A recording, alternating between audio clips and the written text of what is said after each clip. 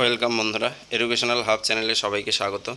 এই মুহূর্তে যে গুরুত্বপূর্ণ আপডেট নিয়ে এসেছি সেটা হচ্ছে ৩২,০০০ প্রাথমিক চাকরি প্রার্থীদের যে শুনানি চলছে, অর্থাৎ আজকে ছিল পঞ্চম দিনের শুনানি। ইতিমধ্যে 4 দিনের শুনানি শেষ হয়ে গেছে। আজকে পঞ্চম দিনের শুনানি মোটামুটি 2:15 নাগাদ শুরু হয়েছিল। তাই আজকের শুনানিতে কি কি আপডেট রয়েছে সেই তথ্যটা খুব অল্প সময়ের মধ্যে তুলে ধরব। তো ভিডিওটা শেষ অবধি দেখবে। দেখো, আজকে যে শুনানি শুরু হয়েছিল সেটা 11 নম্বর কোর্ট নম্বর 11তে কিন্তু শুরু হয়েছিল। তোমরা জানো 2:15 নাগাদ এই শুনানি শুরু হয়েছিল। আজকে শুনানিতে উপস্থিত থাকার কথা ছিল যে উকিলবাবুর, তিনি হচ্ছে অনিন্দ লাহিড়ী মহাশয়, কিন্তু তার আসতে দেরি হওয়ায় সেখানে কিন্তু অনিন্দ কুমার মিত্র, অনেকটা বয়স্ক উকিলবাবু, তার শুনানি করলেন, তার জায়গায় হিয়ারিং করলো। তো এতদিন যাবৎ যে গত 4 দিন শুনানি হয়েছিল, সেই শুনানিতে কিন্তু সেই 32,000 চাকরি প্রার্থীরা একটু হলেও অনেকটা এগিয়েছিল।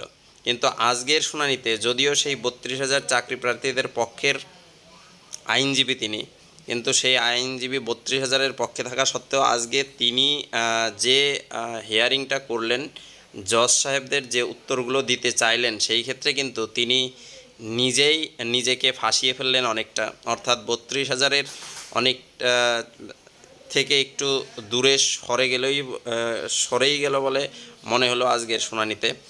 তো আজকের শুনানিতে মেন যেটা পয়েন্ট অনিন্দ মিত্র মহাশয় তুলেছেন সেটা হচ্ছে অ্যাপটিটিউড টেস্ট এবং করাপশন কোথায় কোথায় হয়েছিল, অ্যাপটিটিউড টেস্ট কোন কোন জেলার হয়েছিল, কোথায়, তারপরে কোন জেলার কতজন করে উকিলবাবুকে ডাকা হয়েছিল, তারপরে হচ্ছে যে 139 জন পিটিশনার রয়েছে তাদের মুখের কথাই শুধু সিঙ্গেল জাজ শুনেছেন, সেই কথা তিনি বললেন।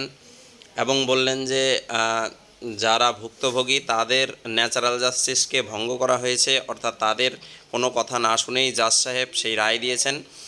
তারপর অ্যাপটিটিউড টেস্ট সম্পর্কে সেই আগের থেকে, অর্থাৎ প্রথম থেকে কত তারিখে, সেই 2020 থেকে শুরু করে 2025 অবধি কবে, কখন, কোথায় কি জাজমেন্ট এসেছে, সেই সম্পূর্ণ বিভিন্ন তথ্য তিনি তুলে ধরলেন। অতটা বলতে যাচ্ছি না।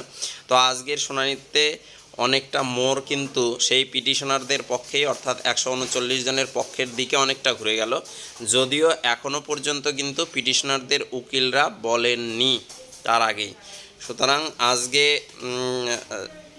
একটু হলেও কিন্তু তাদের পিটিশনারদের পাল্লাটা অনেকটা ভারী রয়েছে, অর্থাৎ করাপশনের দিকেই কিন্তু পাল্লাটা ঝুঁকে রয়েছে। যদিও সেই পিটিশনারদের উকিল বাবুদের কথা শুনে কিন্তু পরবর্তীতে আবার সেই ভুক্তভোগী শ্রেণীর, অর্থাৎ 32,000 যে শিক্ষক রয়েছেন তাদের কথাও কিন্তু উকিলবাবু শুনবেন বলে জানালেন।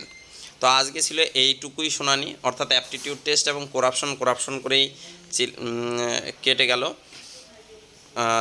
এবং পরবর্তী যে শুনানি রয়েছে, পরবর্তী শুনানি কিন্তু আগামীকালই হবে, 2টোর সময় সেই শুনানি হবে। প্রথম 1 ঘন্টা কিন্তু সেই অনিন্দ মিত্র মহাশয় বা লাহিড়ী মহাশয় এর শুনানি চলবে, তারাই বলবেন।